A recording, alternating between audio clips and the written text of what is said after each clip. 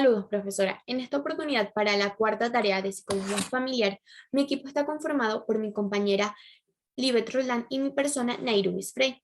Corriente conductual cognitiva. En su origen, el conductismo tradicional deja de lado lo intrapsíquico para focalizarse en la conducta observable. Es decir, prioriza el objetivo por encima de lo subjetivo.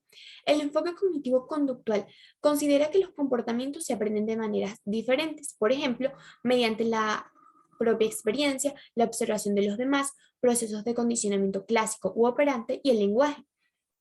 Asimismo, las personas desarrollan durante toda su vida aprendizajes que se incorporan a sus biografías y que pueden ser problemáticas o funcionales. Los principales representantes del modelo cognitivo-conductual son John Watson, Ivan Pavlov, Edward Lee, Skinner, entre otros.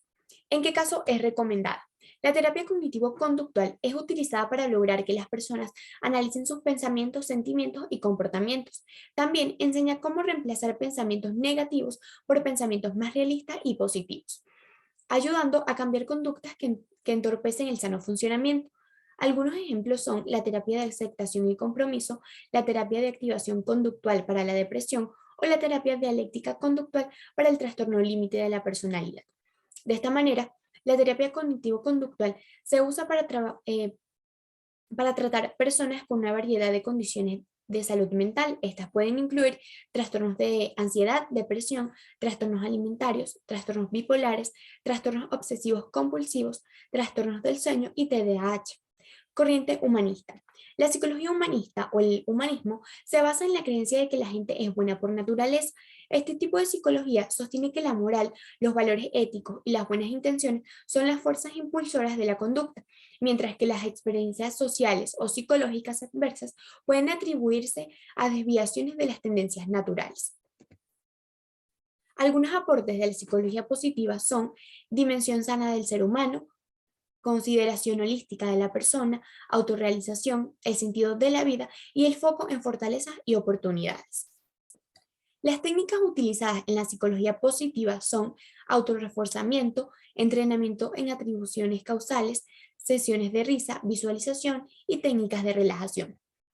Terapia sistemática breve. Nació a mitad del siglo XX, a partir de la psiquiatría y la necesidad de dar respuesta a problemas que no podían solucionarse de manera individual, como por ejemplo el tratamiento de la esquizofrenia, ya que al darse el seguimiento a los pacientes con este padecimiento, se observó que al regresar con sus familias, los pacientes recaían con facilidad y tenían que ser internados otra vez. Objetivos. Los objetivos de la terapia sistemática breve es buscar aliviar el sufrimiento psicológico lo más rápidamente posible, conduciendo a que los pacientes experimenten nuevas maneras de ver y vivir las cosas, que les permitan enfrentar el presente y el porvenir de maneras más saludables.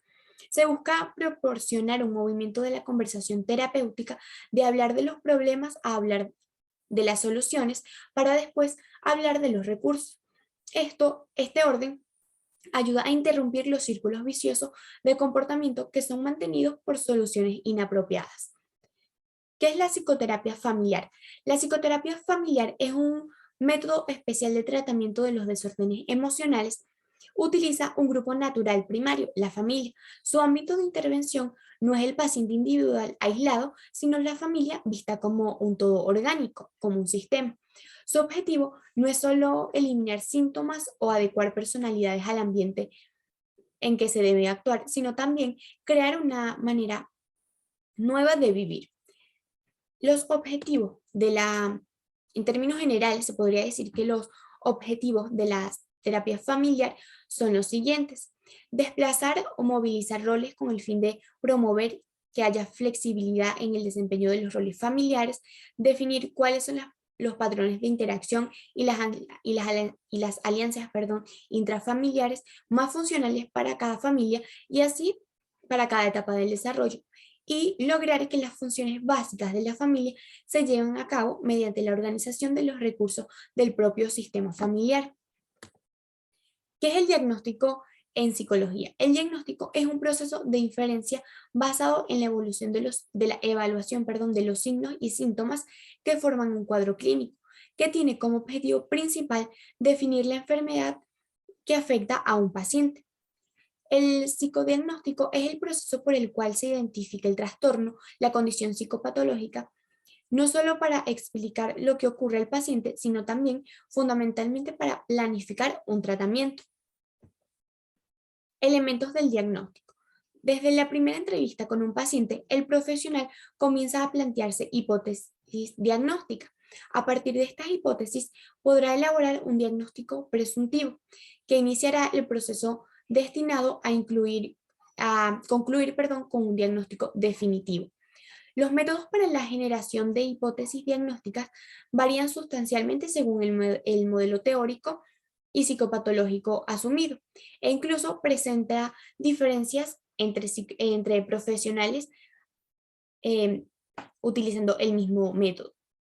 A pesar de que las diferencias en las concepciones del diagnóstico, al considerar los elementos que forman parte de este diagnóstico, se pueden mencionar los siguientes: generación de hipótesis diagnóstica, refinamiento de las hipótesis diagnósticas y verificación del diagnóstico.